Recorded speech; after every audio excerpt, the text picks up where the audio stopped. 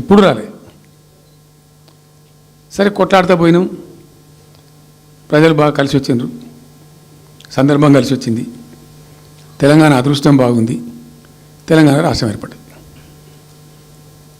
ఇదంతా కూడా మీకు అన్నముందు జరిగిన చరిత్ర, ప్రతి ఒక్కరికి తెలిసిన చరిత్ర. ఇది ఏం కొత్త స్టోరీ కాదు, కల్పిత కథ కాదు, పుట్టించి చెప్పేది కాదు. పాలమూరు జిల్లా యొక్క దరిద్రం, ఆ దరిద్రంలోకి పాలమూరు నెట్టివేయబడ్డ పరిస్థితి. నేను అందుకే ఊకే మొత్తుకునేది కదా, తెలంగాణ వెనుకబడ్డ ప్రాంతం కాదు, వెనుక పడేయబడ్డ ప్రాంతం, వెనుకకు నెట్టివేయబడ్డ ప్రాంతం అని చాలాసార్లు చెప్పేది. నేను వందల ఉపన్యాసాలలో చెప్పినాం. అది ప్రూవ్ టు బి కరెక్ట్. దాని తర్వాత ఎక్కడి దాకా పోయిన పరిణామాలంటే, పాలమూరు జిల్లాలో ఎండాకాలం వచ్చిందంటే గంజి కేంద్రాలు పెట్టేది. ఏడిసినాం మేము ఒకరోజు. గంజి కేంద్రాలతోని పాలమూరు, ఎందుకంటే యువకులంతా పాపం వలస ఉన్న ముసలి వాళ్ళు చచ్చిపోడు, తిండి దొరకక, దానికి గంజి కేంద్రాలు పెట్టి కమ్యూనిస్ట్ పార్టీలు వాళ్ళు వచ్చేది కొంత అడావుడు చేసి ప్రజలకు కొంత గంజి పోసే ప్రయత్నం. చివరి గంజి కేంద్రాలు పెట్టే స్థాయికి దిగజారిపోయింది పాలమూరు. కృష్ణా నది 300 కిలోమీటర్లు పారే జిల్లాలో చాలా దారుణం పోయింది. లివ్వా అంటే కేటాయింపులు ఉన్నాయి, పత ఉంది, కార్ఖానా ఉంది, అప్పర్ కృష్ణా పేరుంది, తుంగభద్ర కాలువ పేరుంది, రకరకాల బీమా ప్రాజెక్టు పేరుంది, అన్నీ ఉంటాయి. కానీ ఇవి రాదు. చూడడానికి మళ్ళీ ముఖ్యమంత్రి దత్తతలో ఉంటుంది, కానీ రాదు, ఏమీ రాలే.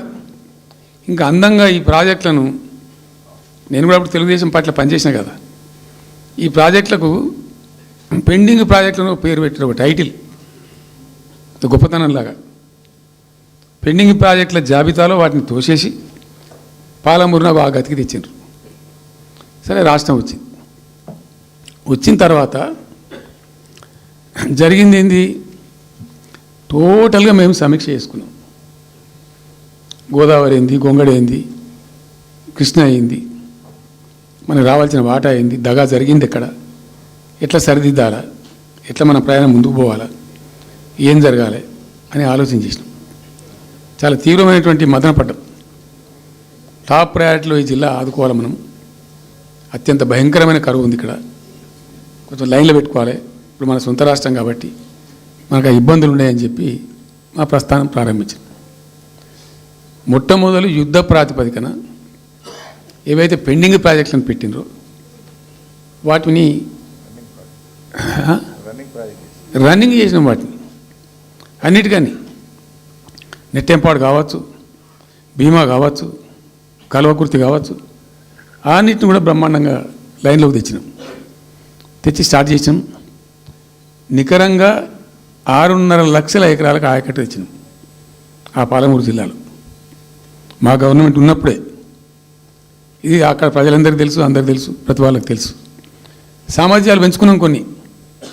నెట్టెంపాడులో భాగంగా ఒకటి రేలంపాడు రిజర్వాయర్ ఉంటుంది. అది జస్ట్ 1.5 TMs, 1/4 to 2 TMs అది ఉండే.